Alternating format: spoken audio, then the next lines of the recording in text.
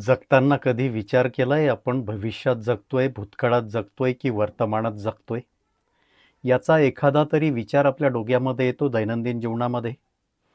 आपण जीवन जगत असताना वर्तमानात जगतो की भविष्यात जगतो की भूतकाळात जगतो?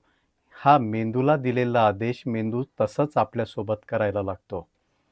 पण खऱ्या अर्थानं भविष्यामध्ये काहीतरी प्राप्त करायचं आहे आणि भूतकाळातल्या घडलेल्या वेदना वर्तमानात त्रास देत आहेत आणि त्या त्रासानं वर्तमान हरवत चाललंय. वर्तमानातले क्षण हरवत चालले.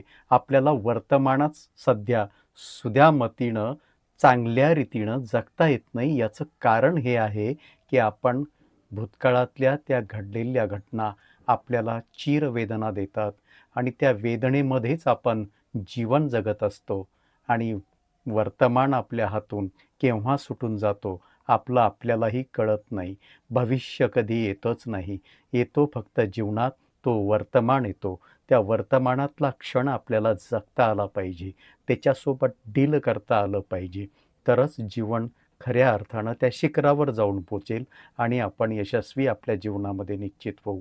नाही तर जीवन पाण्याच्या प्रवाहासारखं तसंच वाहून जाईल आणि एक दिवस मृत्यू आपल्याला गाठेल हे मात्र नक्की. नमस्कार.